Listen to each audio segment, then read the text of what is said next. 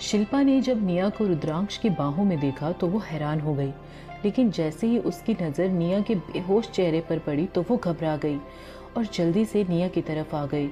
उसने रुद्रांश की तरफ देखते हुए उससे पूछा, सर, निया को क्या हुआ और ये बेहोश क्यों है? रुद्रांश ने शिल्पा को कोई जवाब ना देते हुए अपने कदम जल्दी जल्दी रेस्टोरेंट के बाहर बढ़ा दिए और निया को अपनी गोद में लिए हुए ही वो अपने ड्राइवर को हॉस्पिटल की तरफ गाड़ी ले जाने का बोल फटाफट गाड़ी में बैठ गया। अमित भी शिल्पा के पास पहुंच चुका था। उसने भी जल्दी से शिल्पा को अपनी कार में बैठने का बोला और अपनी कार को उसने रुद्रांश की कार के पीछे लगा दिया।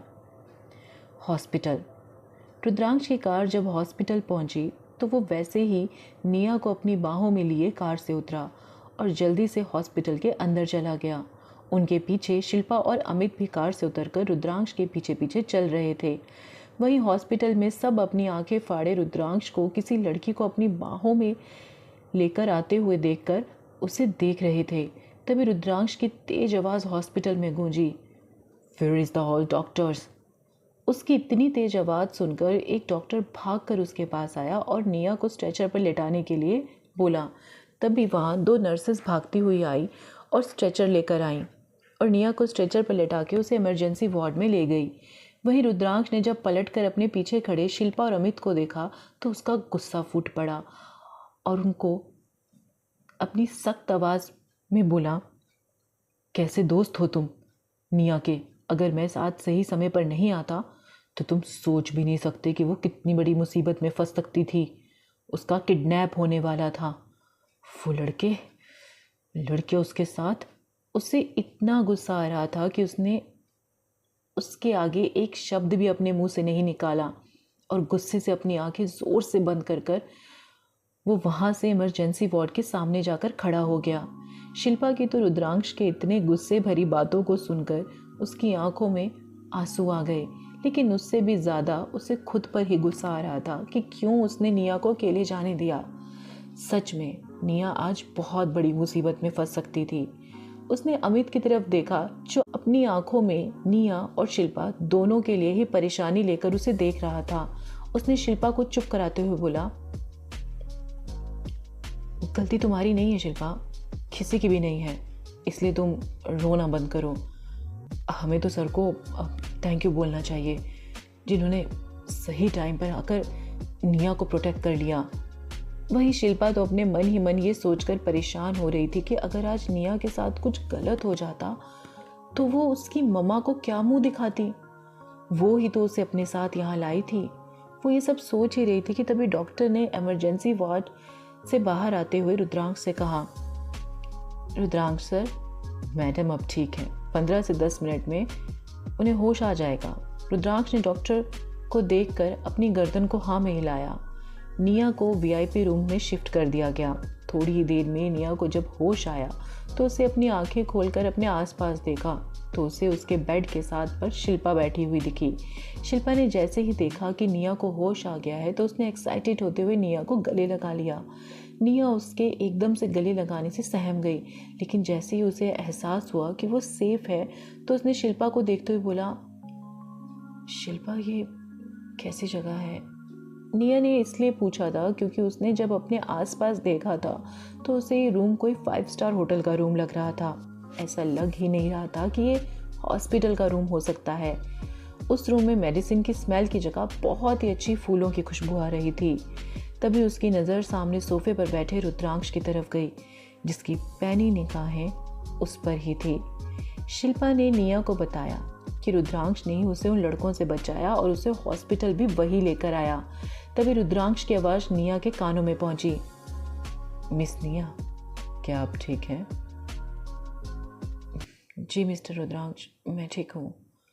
आज आपने मेरे लिए जो कुछ भी किया उसके लिए आपको जितना भी थैंक यू बोलूँ वो कम ही होगा। आज आपने मुझ पर बहुत ही बड़ा एहसान किया है। उसकी बात को काटते हुए रुद्रांश ने कहा, एहसान मैंने आप पर नहीं मिस, खुद पर किया है। उसकी ये बात सुनकर निया, अमित और शिल्पा रुद्रांश को सवालिया नज़रों से देखने लगे। इस पर रुद्रांश ने अपनी बात को पूरा करते हुए कहा, अगर आपके साथ कुछ गलत हो जाता मिस निया तो ये बात पूरे प्रदेश के लिए शर्मनाक बात होती। सब यही बोलते कि हमारे प्रदेश में लड़कियां सेफ नहीं हैं, और वैसे भी आप हमारे लिए बहुत नायाब हैं, हमारी सोसाइटी के लिए, आपके स्टूडेंट्स के लिए। उसकी ये बात सुनकर निया ने उसे फिर से थैंक यू बोला और सोचने लगी कि इस हॉस्पिटल में मेरी ट्रीटमेंट का खर्चा कितना आया होगा। उसने इस पर रुद्रांश को देखते हुए कहा, सर जो भी हॉस्पिटल का बिल है मैं आपके अकाउंट में ट्रांसफ़र कर दूंगी। इस पर रुद्रांश ने निया की तरफ देखते हुए उससे बोला, तो आप मुझे मेरी हेल्प का दाम चुकाना चाहती हैं? और फिर हंसने लगा। निया ने शिल्पा और अमित की तरफ देखा जैसे वो उनसे पूछ रही हो कि मैंने कुछ गलत बोल दिया क्या। निया आज रुद्रांश से तीसरी बार मिल रही थी, पर जब भी वो उसे देखती थी तो उसे उसके लिए अपने अंदर एक अलग ही अट्रैक्शन फील होता था। रुद्रांश ने निया को देखते हुए कहा, ठीक है, अगर आपको लगता है कि आपको मेरी हेल्प की कीमत चुकानी है तो आप मुझे बढ़िया सा डिनर करवा के भी मेरी मदद का दाम चुका सकती हैं। आज फिर निया को बहुत ही एम्बेरस फील हो रहा था। उसने रुद्रांश की तरफ देखकर बोला, जी क्यों नहीं सर, तो आप बताएं कि आपको किस होटल में डिनर करना है। इस पर रुद्रांश ने निया को देखते हुए कहा, मिस निया, मुझे किसी होटल में नहीं बल्कि घर में खाना खाना है, वो भी आपके हाथों से, मतलब आपका कुक किया हुआ खाना। आपको आता तो है ना खाना बनाना?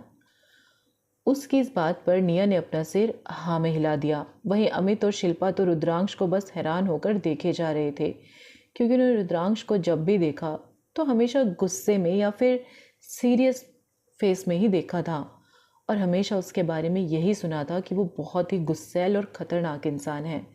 और उसका ऑरा था भी ऐसा, कोई सोच भी नहीं सकता था कि ये इंसान किसी के लिए इतना केयरिंग भी हो सकता है।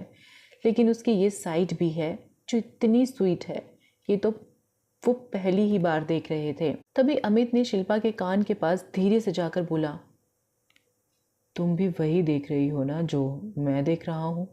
मुझे लगता है रुद्रांश सर निया को पसंद करते हैं। इस पर शिल्पा ने भी हाँ में अपना सिर हिलाया और बोला, पहले तो मुझे शक था, लेकिन अब तो यकीन हो गया है कि कुछ तो खिचड़ी ज़रूर पक रही है। तभी उनका ध्यान निया की बातों पर गया जो बोल रही थी, जी सर प्लीज़ आप मेरे घर चलिए, आज रात का डिनर हम सब साथ में ही करेंगे। सब ने निया की बात पर अपनी सहमति दी और उसके घर चल दिए। निया ने उन तीनों को देखते हुए कहा, प्लीज़ आज जो कुछ भी हो उसके बारे में मामा से कोई बात मत करना। सब ने ओके बोला और कार में जाकर बैठ गए।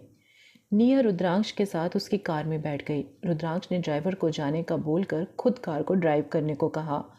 अमित और शिल्पा भी निया और रुद्रांश के पीछे कार में चल दिए। रुद्रांश की कार में बिल्कुल शांति छाई हुई थी, इसलिए रुद्रांश ने कार का रेडियो ऑन कर दिया, जिस पर एक सॉन्ग प्ले होने लगा। रेडियो पर जो सॉन्ग प्ले हो रहा था उसे सुनकर निया के चेहरे पर एक्साइटमेंट आ गई और वो चहकते हुए बोली, oh my God, I love this song. फिर जैसे ही उसे एहसास हुआ उसके बगल में रुद्रांश बैठा है जो अपनी प्यार भरी निगाहों से उससे ही देख रहा था, तब निया को बड़ा ही अजीब लगा। अब सॉरी, वो मुझे सॉन्ग बहुत अच्छा लगता है। उसकी बात का जवाब देते हुए रुद्रांश ने कहा, मिस निया, व्हाई यू सेइंग सॉरी? मुझे भी ये सॉन्ग बहुत पसंद है। यह बोलकर रुद्रांश ने वॉल्यूम को और बढ़ा दिया और सॉन्ग और ज़ोर से प्ले होने लगा। निया सॉन्ग को एंजॉय करते हुए विंडो से बाहर पहाड़ों पर बने घरों की जलती हुई लाइटों को देख रही थी, जो एक अलग ही मनमोहक दृश्य बना रहे थे। उस पर पहाड़ों से आती हुई ठंडी ठंडी हवाएं उसे बहुत ही सुकून महसूस करा रही थी। ना जाने क्या था, निया भी रुद्रांश के पास होने से खुद को बहुत ही सेफ फील करती थी। रुद्रांश भी निया को अपनी आंखों में उसके लिए बेइंतहा प्यार लिए उसे देख रहा था। अपने मन ही मन वो कहने लगा, बहुत इंतज़ार किया है आपका, लेकिन अब हम आपको अपने से कभी दूर नहीं जाने देंगे और ना ही आप पर कभी कोई मुसीबत को पड़ने देंगे, नंदनी। यही सब सोचते हुए वो सब निया के घर पहुंच गए। स्टोरी में आगे क्या होता है जानेंगे नेक्स्ट पार्ट में। Thank you for listening.